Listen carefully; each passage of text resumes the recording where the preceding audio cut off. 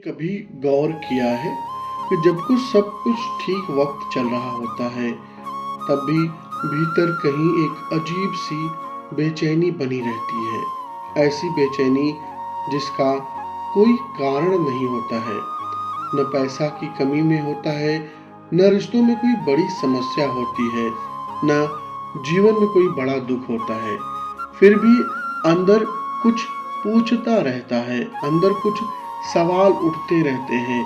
वो कौन सी बेचैनी होती है जब सब कुछ आपके जीवन में ठीक ठाक चल रहा होता है, कोई कमी नहीं होती है, फिर भी वो बेचैनी बनी रहती है। बस आपके अंदर एक सवाल गूंजता रहता है, क्या बस यही है? क्या मेरी जिंदगी बस यहीं पर थी? क्या मेरी पूरी जिंदगी यहीं पर थी? और यही वह क्षण होता है जब आत्मा धीरे से दरवाजा खटखटाती है। इसी क्षण पर हमारी आत्मा हमको कोई रास्ता दिखाना चाहती है, हमको जगाना चाहती है।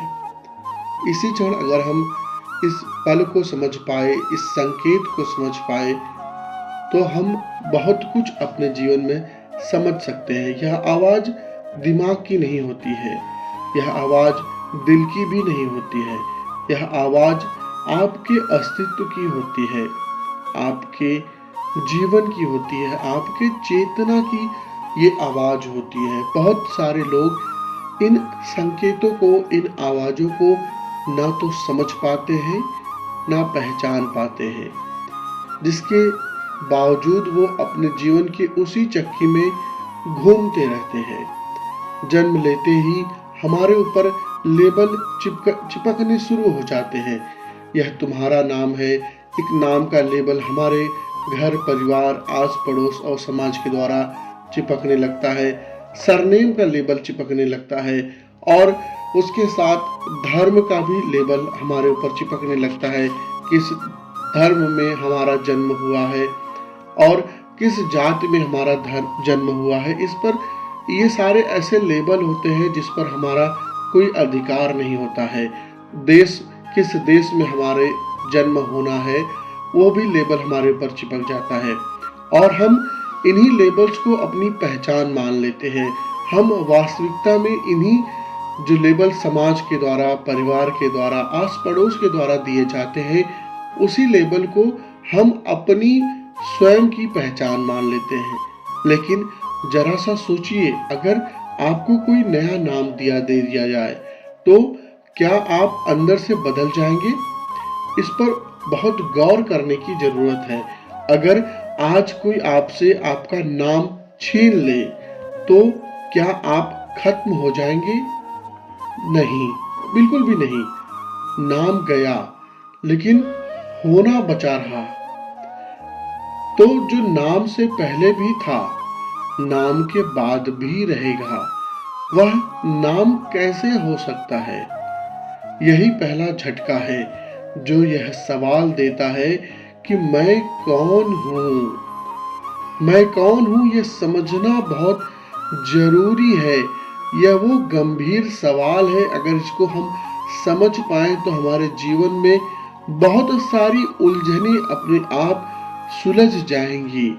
बहुत सारे लोगों का पूरा जीवन बीत जाता है इस सवाल तक पहुंचने में ही, और बहुत सारे लोग इस सवाल तक पहुंचकर भी इसको समाधान नहीं कर पाते हैं। जीवन यूं ही चला जाता है। हम सबसे ज्यादा अपने शरीर से जुड़े होते हैं। आईने में देखते हैं और कहते हैं यही तो मैं हूँ। लेकिन जरा सा ठहरिए, बचपन में आपका चेहरा कुछ और था, आज आपका चेहरा कुछ और है। 10 साल के बाद आपका चेहरा और होगा, तो क्या हर बार आप बदल गए? ये सवाल आपको अंदर तक लेकर जाएगा, आपकी अंदर की यात्रा करवाएगा कि बचपन में आप कुछ और दिखते थे, आपका चेहरा कुछ और था, आज आप कुछ और दिखते हैं और 10 साल के बाद आपका चेहरा कुछ और हो जाएगा। तो क्या आप हर बार बदल रहे हैं? नहीं, बदला सिर्फ शरीर है, लेकिन मैं वही रहा है। शरीर एक वाहन है, जैसे कार, आप कार बदलते हैं लेकिन ड्राइवर वही रहता है। और समस्या तब शुरू होती है जब ड्राइवर खुद को कार समझने लगे। ये बहुत बड़ा संकेत है, बहुत सारे लोग अंदर तक छू गया होगा। जब हम अपने आप को कार समझने लगते हैं, ड्राइवर जब अपने आप को कार समझने लगता है, वहीं पे बहुत समस्या शुरू हो जाती है। हमारा मन बहुत चालाक है, वह कहता है मैं ही तुम हूँ, लेकिन मन कभी भी स्थिर नहीं रहता। सुबह कुछ सोचता है, शाम को कुछ और सोचता है। अगर आप मन होते तो आप भी हर सेकंड बदलते, लेकिन कोई है जो मन को बदलते हुए देख रहा है। विचार आते हैं, विचार चले जाते हैं, और जो आने और जाने को देख रहा है वह विचार नहीं हो सकता। यही है साक्षी भाव या साक्षी चेतना। जब आप कहते हैं मुझे गुस्सा आ रहा है, तो ध्यान दीजिए, आप गुस्सा नहीं कर रहे हैं, आप कह रहे हैं मुझे गुस्सा आ रहा है। मतलब गुस्सा आपसे अलग है। आप दुख को महसूस करते हैं, आप डर को महसूस करते हैं, आप अपनी खुशी को भी महसूस करते हैं, लेकिन जो महसूस कर रहा है वह इन सब से अलग है। वही असल में आप हैं। यह समझ मन को डरा देती है, लेकिन जब हमारा मन केंद्र में रहता है तो इन सारी चीजों से नहीं डरता। जब आप साक्षी भाव में आ जाते हैं तो आप अपने कर्म को भी पूरे लगन और परिश्रम से करते हुए उसके परिणाम में नहीं उलझते। जब हमारा मन हमारे कर्म के परिणाम में उलझ जाता है, वहीं पर हमारे सारी डर, सारी चिंताएं समाहित हो जाती हैं और उसका परिणाम हमारे जीवन में दुखद होता है। हम तनाव में, एंजाइटी में, घबराहट में समय को व्यतीत करते हैं। जब हम साक्षी भाव हमारे जीवन में घटित होता है, उस समय हम चीजों को कर्ता के रूप में देखने लगते हैं। करने वाला तो कोई और है, हम तो केवल एक माध्यम हैं। जैसे बांसुरी तो कोई और बजा रहा है, उसमें हवा से धुन अपने आप निकलने लगती है, संगीत अपने आप निकलने लगता है। वैसे ही हम अपने जीवन में भी साक्षी भाव में जब घटित होते हैं तो उन चीजों को समझ पाते हैं। अगर गहरी नींद में आप कहाँ होते हैं, न तो शरीर का बोध होता है, न तो नाम का कोई बोध होता है, न कोई विचार का बोध होता है, फिर भी आप होते हैं। अगर आप नहीं होते तो जागने पर कौन कहता कि मैं सो रहा था।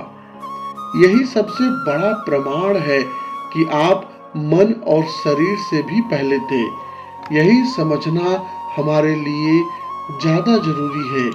अगर हम इन चीजों को समझ जाएं तो अपने जीवन में कभी चिंता, भय और डर में जीवन को ना व्यतीत करें। मृत्यु का डर असल में अस्तित्व का नहीं, पहचान का डर होता है। जो खुद को शरीर मानता है वही डरता है। जो खुद को चेतना जान लेता है वह समझ जाता है कि मृत्यु सिर्फ कपड़े बदलना है। और यह समझ तभी आती है जब सवाल उठता है कि मैं कौन हूँ। यह सवाल सबका नहीं होता है। जो बहुत सौभाग्यशाली होते हैं उनके जीवन में यह सवाल उठता है कि मैं कौन हूँ। जब यह समझ गहराई में उतरती है तो अहंकार कांपने लगता है, क्योंकि अहंकार सिर्फ कहानी है, नाम की कहानी, सफलता की कहानी, दुख की कहानी। और जब कहानी गिरती है तो खालीपन आ जाता है। यही वह क्षण है जहां ज्यादातर लोग पीछे हट जाते हैं, लेकिन जो रुका रहता है वहीं पर मुक्त हो जाता है। जो रुकता है वही मुक्त होता है। शून्य खाली नहीं होता, शून्य संभावना है। ब्रह्मांड शून्य से ही निकलता है और जब आपकी पहचान गिरती है तो आप उसी शून्य से फिर जुड़ जाते हैं। यही पुनर्जन्म या पुनर्जागरण होता है। जब आप खुद को चेतना के रूप में देखते हैं तो सामने वाला दुश्मन नहीं लगता, क्योंकि वही चेतना उसमें भी है। यही कारण है कि आत्मज्ञानी किसी से घृणा नहीं करता। वह जानता है दूसरा कोई है ही नहीं। असली शक्ति बाहर नहीं मिलती, वह भीतर है। जो खुद को जान लेता है उसे दुनिया हरा नहीं सकती, क्योंकि उसका आधार अडिग हो जाता है। जो यह सवाल उठे, फिर से उठे, मैं कौन हूं, तो उसे दबाना भी मत, उसे टालना भी मत, क्योंकि यह सवाल आपको तोड़ने नहीं, जगाने के लिए आया है। और जब यह जागरण होता है तो आत्मा कांपती है, लेकिन यह कंपन डर का नहीं होता, यह संकेत होता है अब नींद टूट रही है। अगर यह वीडियो आपके भीतर कुछ हिला गया हो तो समझ लीजिए यह सिर्फ वीडियो नहीं था। तो लाइक कीजिए क्योंकि यह स्मरण है, शेयर कीजिए क्योंकि कोई और भी खुद को खोज रहा है, और कमेंट में लिखिए यह सवाल, मैं कौन हूँ, आपके भीतर कब उठा। और चैनल को सब्सक्राइब कर लीजिए, क्योंकि यहाँ हम उसी सत्य की ओर लौटते हैं जिसे जानकर आत्मा कांप जाती है। बहुत बहुत धन्यवाद।